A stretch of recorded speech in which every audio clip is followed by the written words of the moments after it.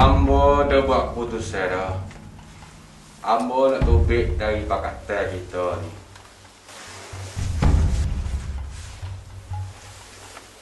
Mana boleh macam tu, Tok Guru? Kita semua masih perlukan parti PAS ni, Tok Guru.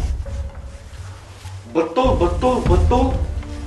Kalau Tuan Guru pergi mana kita mau cari orang Melayu untuk tolong support parti kita? Saya setuju. Kalau Tok Guru sudah pergi, macam mana kita mau menang? Macam mana kita mau tadbir ini negara? Tolonglah, Tok Guru. Tolonglah, Tok Guru.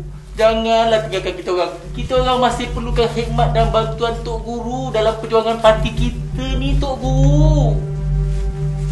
Nak tolong lagu mananya lagi? Kamu tu sendiri yang menghilangkan kepercayaan rakyat dengan kik-kik kamu tu.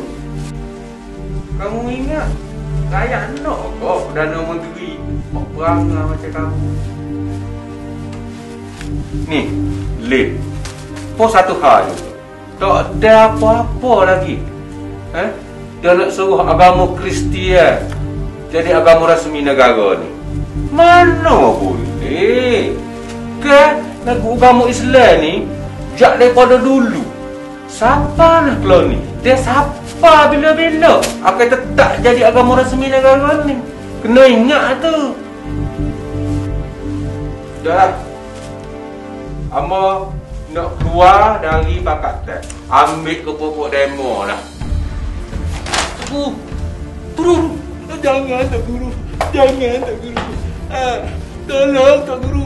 Jangan tinggalkan kita orang, Tok Guru. Jangan pergi, Tok Guru. Dah. Jangan tinggalkan kita orang, Tok Guru. Molek dah. Tok Guru. Amba apa nak terang juga ke? Tok Guru. Bono. Tok Guru. Tok Guru.